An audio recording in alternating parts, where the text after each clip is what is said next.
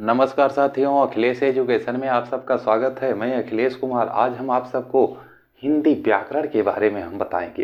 हिंदी व्याकरण जो कि आप सब जानते हैं, ये तो बेसिक चीज़ है, छोटे बच्चे से लेकर के बड़े बच्चों तक सभी को जानकारी है। लेकिन दोस्तों ध्यान रखिएगा, ये जानकारी जो होती है इसको विस्तारित रूप से आपको जानना आवश्यक है। क्योंकि अगर आप सी टेट दे रहे हैं, सुपर टेट दे रहे हैं, यूपी टेट दे रहे हैं और टीजीटी पीजीटी की परीक्षाएं आप दे रहे हैं, तो इसमें विशेष करके ऐसे छोटे छोटे प्रश्न पूछता है कि जो हमको भ्रमित कर देता है।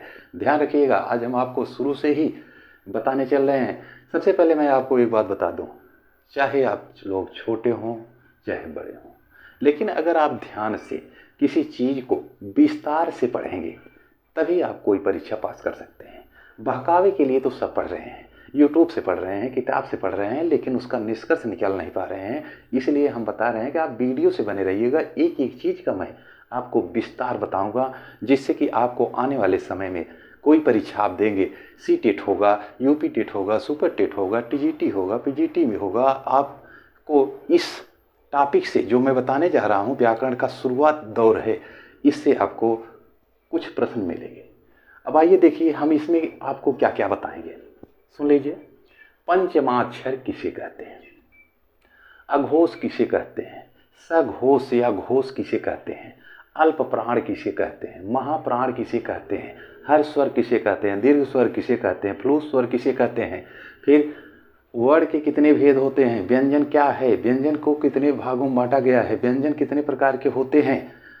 ऊष्म स्वर, ऊष्म और अंतस्थ व्यंजन क्या है? संयुक्त व्यंजन क्या है? सारी चीज़ों का डिटेल हम आपको पूरा निष्कर्ष निकालेंगे, निचोड़ निकालेंगे। केवल आप क्लास से बने रहिएगा, एक एक चीज़ हम आपको विस्तार से बताते जाएंगे। और अगर आपको वीडियो अच्छा लगे तो लाइक कर दीजिएगा, और लाइक करने के बाद आप शेयर कर दीजिएगा। दोस्तों चलिए आज हम आपको बता रहे हैं वर्णमाला। वर्णमाला से शुरू कर रहे हैं, जो कि व्याकरण का शुरुआत है। व्याकरण का शुरुआत है, बेसिक चीज़ है, छोटे बच्चों को नॉलेज है, बड़े बच्चों को भी नॉलेज है। लेकिन बात यह है कि नॉलेज हमको है तो पूरा विस्तार से है कि नहीं है। तो आइए देखते हैं, हम आपको सबसे पहले बताने चल रहे हैं वर्ण। वर्ण क्या है? वर्ण क्या है? आप जानते हैं कि जो वर्ण होता है, वर्ण कोई होता है, वर्ण और अक्षर में अंतर हम आपको पिछले क्लास में बता चुके हैं, फिर भी हम थोड़ा सा बता दे रहे हैं। वर्ण जो होता है ये पूर्ण रूप से आप कोई भी वर्ण होगा, जैसे का हो गया, खा हो गया, ये जो इसका आधा रूप होता है, अगर जिस वर्ण के नीचे हलंत लगा रहता है, ये आधा अक्षर होता है, यानी कि ये वर्ण होते हैं। ध्यान रखिएगा। अब वर्ण को कितने भागों में बांटा गया है? वर्ण के भेद हैं। वर्ण को के कितने भेद हैं? देखिए, वर्ण के दो भेद हैं। वर्ण के दो भेद हैं। कौन कौन से? पहला भेद है स्वर। पहला भेद स्वर। दूसरा भेद व्यंजन। व्यंजन ध्यान दीजिएगा, क्योंकि ये आपको बहुत काम की चीज़ हम बता रहे हैं। आप ध्यान दीजिएगा कि ये सब क्या है। ये वर्ण जो वर्ण होते हैं, वो वर्ण के नीचे हलंत लगा रहता है। अगर हलंत लगा है तो वर्ण है, हलंत नहीं लगा है तो वो व्यंजन होता है, वो अक्षर होता है। ध्यान रख दीजिएगा। अब वर्ण के दो भेद होते हैं। वर्ण के दो भेद होते हैं, एक होता है स्वर और एक होता है व्यंजन। तो सबसे पहले हम आपको ये बताएंगे कि वर्ण क्या है। तो भाषा की सबसे छोटी इकाई, भाषा की सबसे छोटी इकाई, भाषा की सबसे छोटी इकाई ध्वनि होती है, और इस ध्वनि को वर्ण कहते हैं। भाषा की सबसे छोटी इकाई ध्वनि होती है और इस ध्वनि को वर्ण कहते हैं। ध्यान दीजिएगा दोस्तों, ये बहुत ही समझने की चीज़ है। अगर आप इसको समझ करके पूरा वीडियो देखते हैं तो आपको हम एक एक चीज़ का निष्कर्ष निकालते जाएंगे, जिससे आपको आने वाले समय में किसी परीक्षा में काम आता रहेगा। तो आते हैं वर्णमाला। वर्णमाला क्या है? तो ध्यान दीजिएगा, वर्णमाला क्या है? वर्णों के व्यवस्थित समूह को, वर्णों के व्यवस्थित समूह को वर्णमाला कहते हैं। ठीक, हिंदी में उच्चारण के आधार पर, हिंदी में उच्चारण के आधार पर 45 वर्ण होते हैं, जिसमें से 10 स्वर और 35 व्यंजन होते हैं। जिसमें देख लीजिए, पूरा हमने बताया कितने होते हैं? 45। इसमें क्या होता है? 10 स्वर होता है, 10 स्वर होता है, 35 व्यंजन होता है। तो ये क्या है, 45 वर्ड होते हैं, 10 स्वर और 35 व्यंजन होते हैं। लेखन के आधार पर 52 वर्ड होते हैं।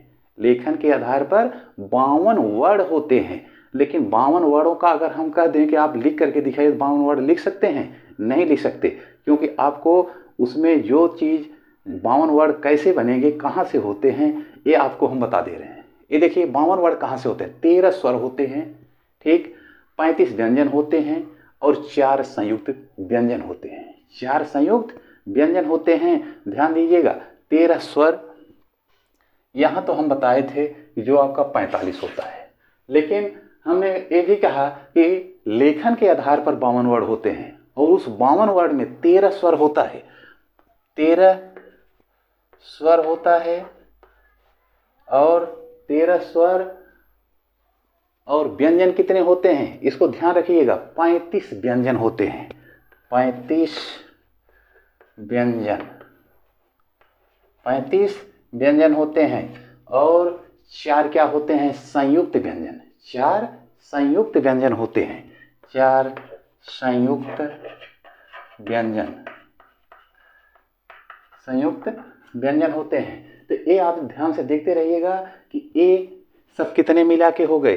देख लीजिए, 13 स्वर होते हैं, 35 व्यंजन होते हैं, 4 संयुक्त व्यंजन होते हैं, तो सब मिला करके कितने हो जाएंगे, सब मिला करके हो जाएंगे 52। सब मिला करके 52 वर्ड हो जाएंगे। अब हम आपको बताएंगे कि स्वर और व्यंजन जो कि वो कैसे, किस प्रकार से ये सब मिला करके 52 होते हैं। आइए देखते रहिएगा और उसको समझते भी रहिएगा कि कहाँ से और कैसे होता है। आइए देखते हैं। हम आपको बताएंगे सबसे पहले स्वर। स्वर, जिससे कि आप उसको जानते रहिएगा कि जो स्वर होता है 13 कैसे होता है। ये देखिए, स्वर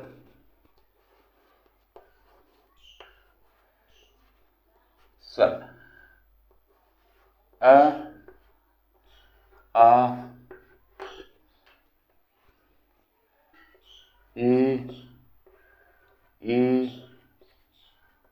उ, रे, ए, ऐ, ओ, आ। देख रहे हैं, इसको देखते चलिएगा। इसको अगर आप देखते रहेंगे तो समझ जाएंगे कि कहाँ पे क्या है, कहाँ पे क्या है।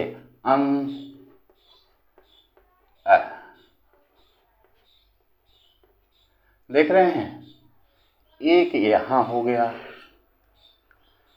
अ आ ई ई उ ऊ, ये 6 हो गए और 6 4 10 हो गए। ये 3, यही 3 गिनती में नहीं लिए जाते हैं जो कि 13 मिला के होते हैं। 13 मिला के होते हैं, लेकिन इसको केवल अ से उ तक, ए से औ तक यहीं तक हम उसको जोड़ते हैं और सब मिला करके कितने हो गए, 13। ध्यान दीजिएगा। इसके बाद जो व्यंजन होता है, अभी हम आपको शुरू में बताए थे कि वर्ण के 2 भेद होते हैं, एक होता है स्वर और एक होता है व्यंजन। अब हम आपको बता रहे हैं कि जो व्यंजन होता है, व्यंजन देखते चलिए। व्यंजन, व्यंजन देखते चलिए। व्यंजन पहला है क, ख, ग, घ, अंग। फिर दूसरा वर्ग श, छ, ज, झ, ञ। तीसरा ट, ठ, ड, ढ, ढ, अड़।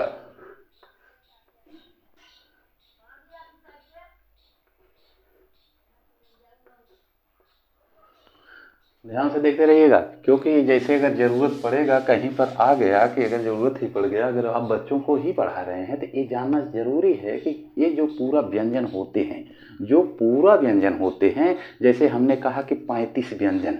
और 4 संयुक्त व्यंजन होते हैं। तो ये आपको जानकारी होना आवश्यक है। अगर आप अपने ही बच्चों को पढ़ा रहे हैं और आप पूरा व्यंजन नहीं जानते हैं तब उसमें क्या करेंगे, इसीलिए इसको आप ध्यान से देखते रहिएगा, फिर हम आपको बता रहे हैं।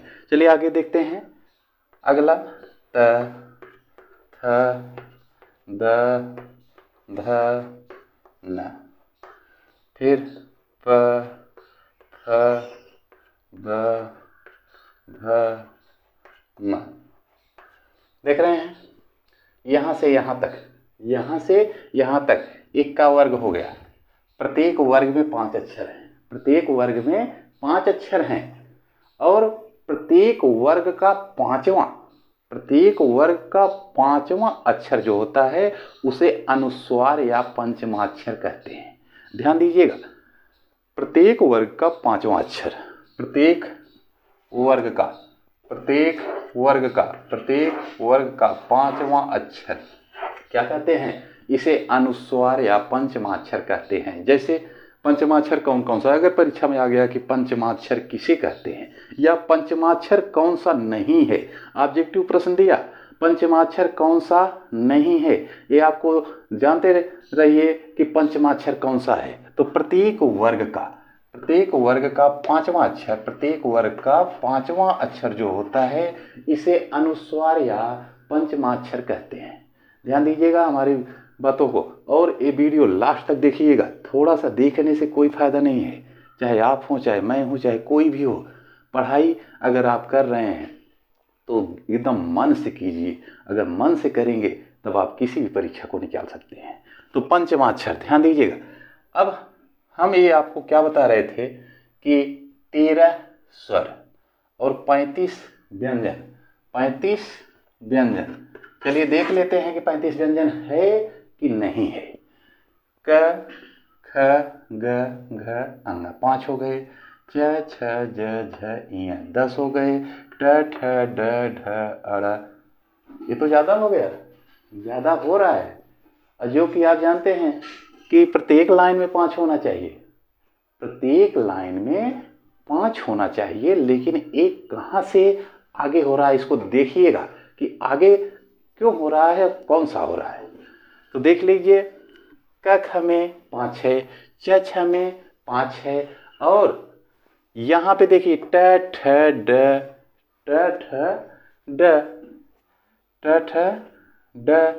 फिर हमने ड लिखा। लेकिन ध्यान दीजिएगा इसमें कितने हैं, 3 3 6 7 व्यंजन हैं। अब 7 व्यंजन क्यों हैं इसको देख लीजिए। ट, ठ, ड, ये जो ड की तरह है इसको हम अड़ा कहते हैं, इसको हम अड़ा कहते हैं। ये द्विगुण व्यंजन है, द्विगुण, ध्यान दीजिएगा ये द्विगुण व्यंजन है।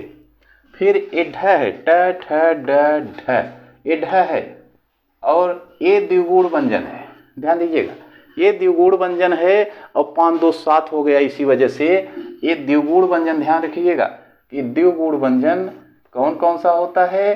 ट वाले वर्ग में एक होता है अड़ और एक होता है ढ, ये दोनों को द्विगुण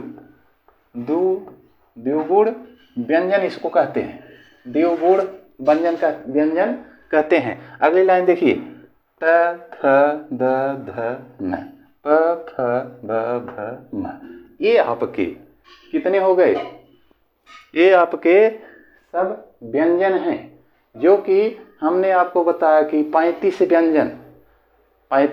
व्यंजन होते हैं, और जो कि 35 व्यंजन में 4 संयुक्त व्यंजन भी होते हैं, 4 संयुक्त व्यंजन भी होते हैं, 2 द्विगुण व्यंजन भी होते हैं। क्या कहते हैं उसको, द्विगुण व्यंजन होते हैं, 2 होते हैं। द्विगुण व्यंजन हमने आपको यहाँ पे लिख दिया। अब आइए देखते हैं कि पंचमाक्षर, प्रत्येक वर्ग का 5वां अक्षर, प्रत्येक वर्ग का 5वां अक्षर देख रहे हैं, 5वां अक्षर, ये प्रत्येक वर्ग का 5वां अक्षर जो होता है इसे हम पंचमाक्षर या अनुस्वार कहते हैं, पंचमाक्षर या अनुस्वार कहते हैं। ध्यान दीजिएगा। अब हम आपको यहाँ से अंतस्थ व्यंजन भी देखते चलिए। अंतस्थ व्यंजन अंतस्थ, ध्यान दीजिएगा, अंतस्थ, अंतस्थ व्यंजन। अब ये अंतस्थ व्यंजन में, अंतस्थ व्यंजन में कितने वर्ण आते हैं ये भी ध्यान देना है। इसलिए ध्यान देना है कि परीक्षा में पूछता है कि अंतस्थ व्यंजन में कितने वर्ण आते हैं और कौन कौन से होते हैं, तो ये आपको जानना बहुत जरूरी है। तो अंतस्थ व्यंजन में 4 वर्ण आते हैं, ध्यान दीजिएगा, अंतस्थ व्यंजन में 4 वर्ण आते हैं, 4, य र ल व, य, ध्यान से देखते रहिएगा, य र ल व, ये आपके अंतस्थ व्यंजन हो गए। अंतस्थ व्यंजन, अब अगर कभी परीक्षा में पूछा जा रहा है कि अंतस्थ व्यंजन कितने होते हैं, तो अंतस्थ व्यंजन 4 होते हैं। लेकिन अभी इसमें और बहुत सारे चीज हैं, उसको ध्यान से आप देखते चलिएगा। इसीलिए हम एनसीईआरटी बुक से ही आपको पढ़ा रहे हैं, जिससे कि कहीं से कोई कमी ना हो। तो चलिए आगे देखते हैं। अब आपको हम बताएंगे ऊष्म व्यंजन। ऊष्म व्यंजन, ऊष्म व्यंजन आप देखते चलिए। ऊष्म व्यंजन, ऊष्म व्यंजन, ऊष्म व्यंजन में, ऊष्म व्यंजन में कौन कौन सा वर्ण आते हैं, इसको भी आपको जानना जरूरी है कि ऊष्म व्यंजन कितने होते हैं। ऊष्म व्यंजन जैसे अंतस्थ व्यंजन 4 होते हैं, उसी प्रकार से ऊष्म व्यंजन भी 4 ही होते हैं। लेकिन ध्यान ये देना है कि ऊष्म व्यंजन कौन कौन से होते हैं, ये ध्यान अवश्य देना है, क्योंकि अगर आप इसको ध्यान नहीं देंगे तो आप ये नहीं समझ पाएंगे कि चारों वर्ण कौन कौन से हैं। तो आइए देखते हैं चारों वर्ण कौन कौन से हैं। एक, श, इसको आप शुरू से पढ़ते आ रहे हैं कि इसको बड़ा वाला सा कहते हैं, इसको बड़ा वाला सा कहते हैं, और एक छोटा वाला सा कहते हैं। बड़ा वाला जो सा होता है ये कौन सा है, छोटा वाला सा कौन सा है, तो छोटा वाला सा जो होता है ये होता है, देख रहे हैं, बड़ा वाला सा, छोटा वाला सा। अब इसके बाद कौन सा अक्षर है, इसके बाद एक अक्षर ये आता है, देख रहे हैं, इसको आप किताब में पढ़े होंगे, खटकोड़ वाला ख, खटकोड़ कहते हैं, खटकोड़, खटकोड़ वाला ये ख है। अब चौथा वर्ण है ह, ये आपके ऊष्म व्यंजन है, ये ऊष्म व्यंजन है। और ऊष्म व्यंजन देखते रहिएगा, जैसे अंतस्थ व्यंजन 4 है, ऊष्म व्यंजन भी 4 ही हैं। अब आगे आता है संयुक्त व्यंजन। संयुक्त व्यंजन कितने होते हैं और संयुक्त व्यंजन कौन कौन से हैं, इसको भी देखते चलिए। संयुक्त व्यंजन कौन कौन से हैं और वो कौन सा है, तो कैसे बनता है, संयुक्त अक्षर क्यों कहा जाता है, संयुक्त अक्षर क्यों कहा जाता है, आपको ये ध्यान में देखना, ध्यान देना है। तो संयुक्त व्यंजन, ये है संयुक्त व्यंजन, देख रहे हैं, ये संयुक्त व्यंजन। अब संयुक्त व्यंजन कितने हैं, संयुक्त व्यंजन कितने हैं आपको ये बताना है।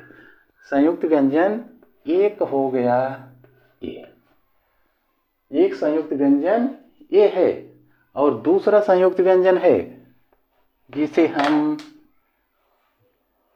ज्ञ कहते हैं, जिसे हम ज्ञ कहते हैं, ध्यान दीजिएगा, जिसे हम ज्ञ कहते हैं। और ये जानना अति आवश्यक है कि ये ज्ञ है। और फिर अगला क्या है, त्र है, अगला त्र है, त्र, फिर छ ज्ञ त्र, छत्र ज्ञ। अगला क्या है ये भी ध्यान में देना है कि स्र, स्र है।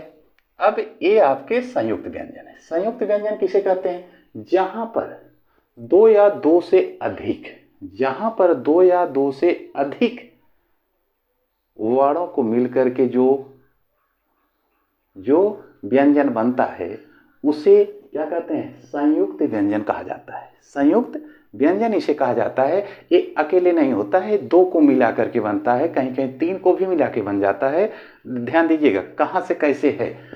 तो ये है छ, छ आप जानते हैं, छत्री वाला छ, छत्री वाला छ, इसको आप ध्यान से देखते जाइएगा। अब ये कैसे बना है, क धन स, क धन स, मिला करके ये बना है 6।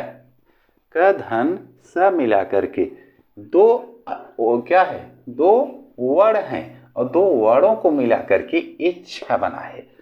2 वर्णों को मिला करके 6 बना है क धन स, या इसको ख भी कहते हैं, खटकोड़ वाला ख। तो इससे बना है 6 बना है। अब हम आपको आगे बताएंगे कि त्र ज्ञ है। अब आपको हम आगे बता रहे हैं कि ज्ञ जो है ये ज्ञ किससे बना है, ज्ञ किससे बना है। तो देखिए ज धन इय, ज धन इय से बन गया ज्ञ। क्या बन गया, हाँ ध्यान दीजिएगा। अब आता है त्र। त्र कैसे बना है, त्र बना है कैसे, ये भी ध्यान देते जाइएगा। और इसको अगर जैसे कभी भूल जाते हैं तो इसको नोट भी कर लीजिएगा, क्योंकि ये आपके काम में भी आएगा कि ये कैसे बनता है, किस प्रकार से बनता है। तो देखिए त्र, त्र कौन कौन से वर्ड से बनता है, त धन र, त धन र। ये आधा त है जिसके नीचे हलंत लग जाता है, आप जानते हैं वो वर्ड होता है, वो स्वतंत्र नहीं होता है। क्योंकि अगर कोई भी व्यंजन अगर स्वतंत्र है तो वो अ के सहारे खड़ा होता है। तो त धन र, त धन र से ये हो गया त्र। अब बच रहा है स्र। अब स्र कैसे बनता है, स्र को आपको ध्यान देना है कि स्र कैसे बनता है। तो ये देख लीजिए, स्र स धन र, स धन र, स्र, ये हो गया स्र। ये संयुक्त व्यंजन हुआ। ये संयुक्त व्यंजन जो कि 4 संयुक्त व्यंजन 4 होते हैं और चारों मिला करके 2-2 वर्डों से दोनों चारों बने हैं। अब आप ये जान गए होंगे। अब हम आपको आगे बताएंगे, संयुक्त व्यंजन हो गया। अब हम आपको आगे बता रहे हैं स्वर। स्वर ध्यान से देखते जाइएगा। स्वर जो हैं, स्वर आप देख रहे हैं 11 होते हैं और 13 भी होते हैं। 11 भी और 13 भी। 11 तब होंगे, 11 वैसे तो 10 होते हैं और 10 के बाद उसमें 3 जो जोड़ दिया जाता है, री अंग अ, ये 3 को जोड़ दिया जाता है तब 13 होता है, नहीं तो 11 ही होता है, 11 ही होता है। आइए हम आपको ये बता रहे हैं कि स्वर किसे कहते हैं। स्वर किसे कहते हैं, स्वतंत्र रूप से बोले जाने वाले वर्ड, स्वतंत्र रूप से बोले जाने वाले वर्ड स्वर कहलाते हैं। वर्ड स्वर कहलाते हैं परंपरागत रूप से। परंपरागत रूप से इनकी संख्या 13 मानी गई है। इनकी संख्या 13 मानी गई है। परंपरागत रूप से इनकी संख्या 13 मानी गई है। उच्चारण की दृष्टि से केवल ये 10 ही स्वर हैं। उच्चारण की दृष्टि से, बोलने की दृष्टि से केवल कितने हैं, 10 हैं। जैसे कौन कौन सा, अ से लेकर के यहाँ तक, ये सब जो गोला किए हैं इसको छोड़ करके, गोला जो किए हैं इसको छोड़ करके ये सब कितने हो गए, 10। ध्यान दीजिएगा, ये 10 होते हैं, 10 ही हैं, लेकिन किसकी दृष्टि से, उच्चारण की दृष्टि से। लेकिन परंपरागत रूप से ये 13 होते हैं। ठीक, अब हम आपको आगे बताने चल रहे हैं व्यंजन। व्यंजन के बारे में आप देख लीजिए। व्यंजन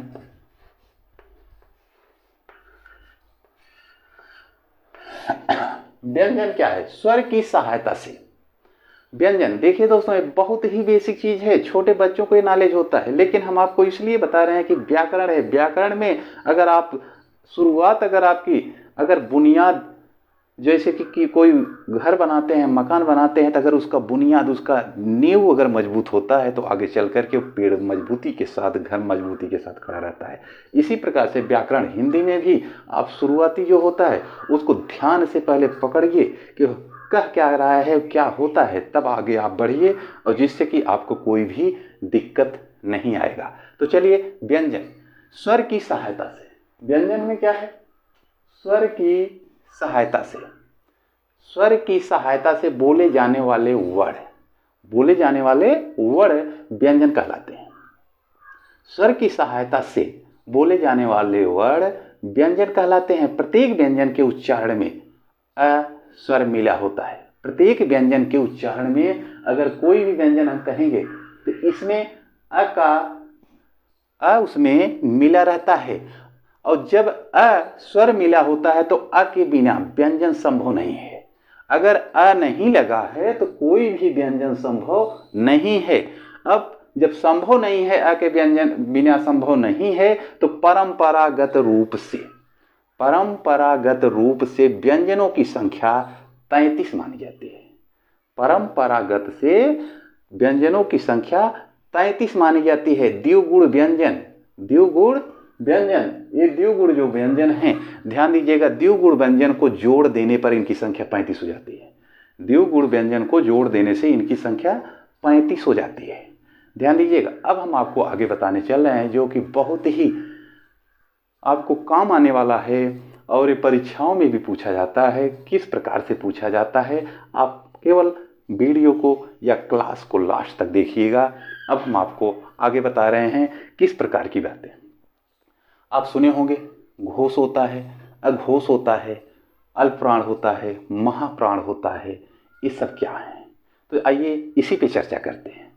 तो घोष सत्व के आधार पर, घोष जानते हैं ना, घोष अघोष। तो घोष सत्व के आधार पर, घोष का अर्थ होता है स्वर तंत्रियों में। घोष का अर्थ क्या होता है? घोष का अर्थ होता है स्वर तंत्रियों में ध्वनि का कंपन। स्वर तंत्रियों में ध्वनि का जो कंपन होता है, यही घोष का अर्थ होता है। तो आइए हम पहले अब देखते हैं अघोष। अघोष हम देखते हैं, अघोष, ये अघोष। सबसे पहले हम इसी के बारे में चर्चा कर लेते हैं कि ये अघोष क्या है। जिन ध्वनियों के उच्चारण में, ध्यान दीजिएगा, जिन ध्वनियों के उच्चारण में स्वर तंत्रियों में कंपन न हो, जिन ध्वनियों के उच्चारण में स्वर तंत्रियों में कंपन न हो, जब हम कोई वर्ड बोलते हैं, बोलते समय कंपन अगर नहीं होता है तो वो अघोष वर्ड होते हैं। अघोष वर्ड होते हैं जैसे प्रत्येक वर्ग का पहला और दूसरा व्यंजन, प्रत्येक वर्ग का, ये सारे व्यंजन हैं। ये सब क्या हैं? व्यंजन हैं। और व्यंजन, और हमने कहा कि अघोष उसे कहते हैं कि जिसके उच्चारण करने से स्वर तंत्रियों में कंपन न हो, उसे अघोष कहते हैं। पहला और दूसरा व्यंजन जो होता है, प्रत्येक वर्ग का पहला और दूसरा व्यंजन अघोष होता है। तो पहला और दूसरा देखिए, क और ख, देख रहे हैं, क और ख, ये प्रत्येक वर्ग है। व्यंजन कहा जो स्पर्श व्यंजन होता है। अभी हम आपको इसके बारे में ही हम बताएंगे कि स्पर्श व्यंजन क्या है। तो सबसे पहले यहाँ पे देखिए कि ये प्रत्येक वर्ग का पहला और दूसरा, क बोल रहे हैं, क ख, तो ये इसको बोलते समय हमारे जो स्वर तंत्रियां हैं, इसमें कंपन नहीं हो रहा है। और जब कंपन नहीं हो रहा है तब इसे अघोष कहते हैं। अघोष प्रत्येक वर्ग का पहला और दूसरा अक्षर। ध्यान रखिएगा, अगर परीक्षा में आ गया कि अघोष किसे कहते हैं तो आप ध्यान रखिएगा, प्रत्येक वर्ग का पहला दूसरा अक्षर जो होता है ये अघोष होता है। जैसे क और ख, ये आपका हो गया अघोष। और बाकी जो बच रहा है, तीसरा पहला दूसरा आपका अघोष हो गया, तीसरा चौथा पांचवा, ये हो जाएगा आपका घोष। ये क्या हो जाएगा? घोष। और ये क्या है? पहला और दूसरा, पहला दूसरा, प्रत्येक वर्ग का पहला और दूसरा अघोष हो जाता है। अब आगे चलते हैं, सघोष या घोष। सघोष क्या है? जिन ध्वनियों के उच्चारण में स्वर तंत्रियां में कंपन न हो, या जिसके बोलने से हमारे स्वर तंत्रियां जो हो उसमें कंपन हो जाए, उसे घोष कहते हैं। या सघोष कहते हैं। जैसे प्रत्येक वर्ग का तीसरा, चौथा, पांचवा व्यंजन जो होता है सघोष होता है। सघोष तीसरा, चौथा, पांचवा। आइए देख लेते हैं तीसरा, चौथा, पांचवा क्या है। यानी कि क, ख। ये पहला दूसरा है जो कि अघोष है। ग, घ, अंग। तीसरा, चौथा, पांचवा ये तीनों मिलाकर के क्या है, सघोष हैं, यानी कि घोष हैं। तो देख लीजिए ये तीसरा, चौथा, पांचवा, तीसरा, चौथा, पांचवा, ये तो पहला और दूसरा अघोष था। ये क्या है, सघोष। ये सघोष है। सघोष का क्या है कि तीसरा, चौथा, पांचवा, प्रत्येक वर्ग का तीसरा, चौथा, पांचवा, तीसरा, चौथा, पांचवा जो वर्ण होते हैं ये होते हैं सघोष या घोष। ये समझ में आ गया। अब हम आपको आगे बता रहे हैं कि प्राण क्या होता है। प्राणत्व के आधार पर क्या है। तो प्राणत्व के आधार पर ध्यान दीजिएगा कि जैसे ये घोषत्व के आधार पे था, अब हम आपको बता रहे हैं कि प्राणत्व के आधार पर क्या है, यह प्राण है। प्राण का मतलब क्या होता है, प्राण का मतलब होता है वायु, हवा। प्राणत्व के आधार पर यह प्राण का अर्थ होता है हवा से। इसका अर्थ हवा से होता है।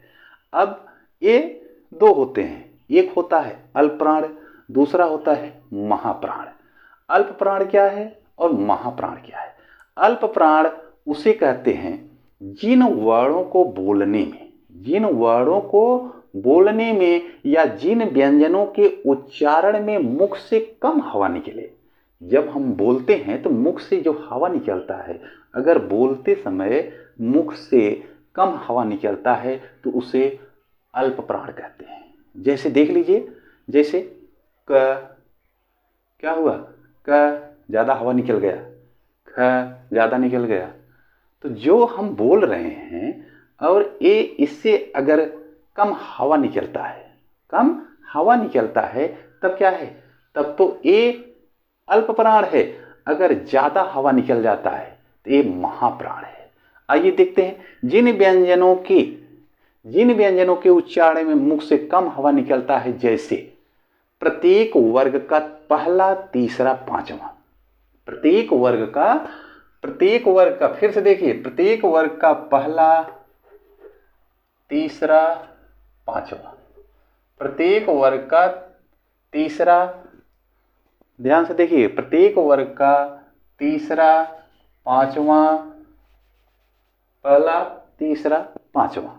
ये पहला हो गया, तीसरा हो गया, पांचवा हो गया। तो ये क्या है, अल्प प्राण। अल्प प्राण में पहला, तीसरा, पांचवा, पहला, तीसरा, पांचवा।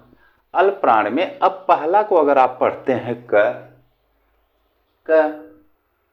तो हवा कम निकला। अब तीसरा पढ़ना है ग, तो हमने झटके से कह दिया, तो हवा हमारे अंदर से प्राणवायु होती है, हमारे अंदर जो प्राणवायु हमेशा आती जाती रहती है, वो जब हम कोई वर्ड बोलते हैं हवा कम निकलता है तो अल्प प्राण होता है, हवा ज़्यादा निकलता है तो महाप्राण होता है। अब देखिए, हमने कहा क तो कम समय लगा। अगर ख कहेंगे, ख तो बहुत ज़्यादा हवा निकल रहा है। बहुत ज़्यादा हवा जब निकल रहा है तो महाप्राण हो रहा है, जो कि पहला और तीसरा। ग हमने कह दिया तो हवा हमारे वर्ड के साथ में कम निकला। जब हमारे वर्ड के साथ बोलते समय हवा कम निकला तो ये अल्प प्राण हो गया। फिर पांचवा अंग हमने बोल दिया, थोड़ा सा हवा प्राणायाम साथ में निकली, और ये पहला, तीसरा, पांचवा। अल्प प्राण में पहला, तीसरा, पांचवा जो व्यंजन होता है उसे क्या कहते हैं, उसे अल्प प्राण कहते हैं। ध्यान दीजिएगा, पहला, तीसरा, पांचवा, प्रत्येक वर्ण का, ये भी ध्यान दीजिएगा, प्रत्येक वर्ग का, एक वर्ग, दो वर्ग, तीन वर्ग, चार वर्ग, पांच वर्ग, ये पांच वर्ग हैं। और पांच वर्ग में प्रत्येक वर्ग का पहला, तीसरा, पांचवा अल्पप्राण होता है, और दूसरा और चौथा महाप्राण होता है। प्रत्येक वर्ग का पांचवा जो वर्ण होता है, प्रत्येक वर्ग का पांचवा जो वर्ण होता है उसे हम अनुस्वार या पंचमाक्षर कहते हैं। अब हम आपको दूसरा बता रहे हैं, महाप्राण। महाप्राण क्या है? जिन व्यंजनों के उच्चारण में मुख से अधिक हवा निकल जाए, जिन व्यंजनों के उच्चारण में हकार की ध्वनि विशेष रूप से सुनाई दे, जैसे प्रत्येक वर्ग का दूसरा और चौथा, प्रत्येक वर्ग का ए अल्पप्राण था, ए महाप्राण, देख रहे हैं, महाप्राण प्रत्येक वर्ग का दूसरा और चौथा, प्रत्येक वर्ग का दूसरा, चौथा, प्रत्येक वर्ग का दूसरा और चौथा वर्ण जो होता है, इसको बोलते समय, जैसे ख, हमने क्या कहा? ख, और जब हमने ख कहा तो हमारे अंदर से बहुत सारी हवा बाहर निकली। जब बहुत सारी हवा निकलती है तो ये क्या हो जाता है? महाप्राण। फिर हमने कहा चौथा क्या है? ग, ख, ग, घ, घ। अब कहेंगे घ, तो फिर उसको बोलते समय हमारे अंदर से प्राणवायु और ज़्यादा निकलती है। तो जिस वर्ण को बोलने में ज़्यादा प्राणवायु बाहर निकलती है उसे हम महाप्राण कहते हैं। ध्यान दीजिएगा, महाप्राण कहते हैं। अब आगे हम आपको ये बता रहे हैं कि अंतस्थ व्यंजन, ये आप अंतस्थ व्यंजन देख रहे हैं। अंतस्थ व्यंजन जिन वर्णों का उच्चारण प्रारंभिक वर्णमाला के बीच, जिन वर्णों का उच्चारण प्रारंभिक वर्णमाला के बीच अर्थात स्वरों व व्यंजन के बीच स्थित हो, स्वरों और व्यंजन के बीच स्थित हो, उसे अर्धस्वर कहते हैं। अर्धस्वर कहते हैं। अर्धस्वर में कौन कौन सा है? य, अर्धस्वर में य और व। अंतस्थ व्यंजन में इन्हें अर्धस्वर कहा जाता है। अ, य और व को, य और व को क्या कहते हैं? अंतस्थ व्यंजन। अंतस्थ व्यंजन इसे क्या कहते हैं? इसे अर्धस्वर के नाम से जाना जाता है। अर्धस्वर इसलिए कहा जाता है कि जिन वर्णों का उच्चारण प्रारंभिक वर्णमाला के बीच अर्थात स्वरों व व्यंजन के बीच स्थित हो, यह व, इसे अर्धस्वर, कभी स्वर हो जाता है तो कभी व्यंजन हो जाता है, इसीलिए इसको अर्धस्वर कहा जाता है।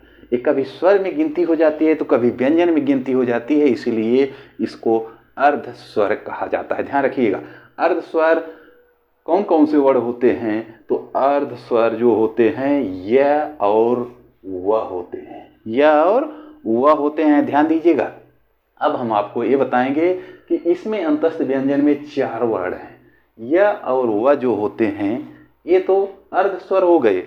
अर्धस्वर इसलिए कहा गया कि ये कभी स्वर में गिनती होती है तो कभी व्यंजन में गिनती होती है, इसीलिए इसको अर्धस्वर कहा जाता है। अब बच रहा है र और ल। र और ल, र को लुंठित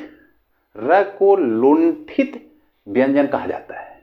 र को लुंठित व्यंजन कहा जाता है, र को, और ल को पार्श्विक व्यंजन। ध्यान दीजिएगा, र को लुंठित व्यंजन और ल को पार्श्विक व्यंजन कहा जाता है। और जो ये अंतस्थ व्यंजन है जो देख रहे हैं, ये अंतस्थ व्यंजन सघोष भी होते हैं, अल्पप्राण भी होते हैं। ये सघोष यानी कि सघोष और क्या कहते हैं? सघोष और अल्पप्राण, ये दोनों होते हैं। ध्यान रखिएगा, ये दोनों होते हैं सघोष और अल्पप्राण।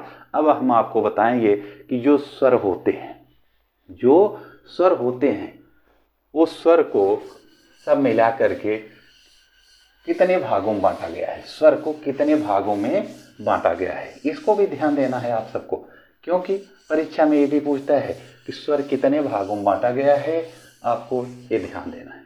आइए देखते हैं स्वर। सबसे पहले आप ये देख लीजिए, स्वर जो होता है,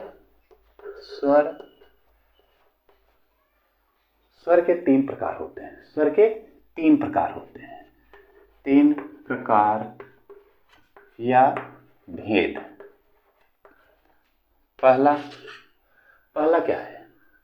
पहला है, इसे कहते हैं हर्ष स्वर। हर्ष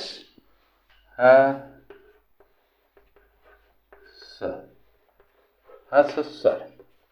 ये हर्ष स्वर में क्या क्या आता है? हर्ष स्वर में क्या क्या आता है इसको भी देखिए। ए, ओ, ये हर्ष स्वर है। हर्ष स्वर, जैसे कि हमने बताया कि स्वर जो होता है इसके 3 भेद होते हैं। एक होता है हर्ष स्वर।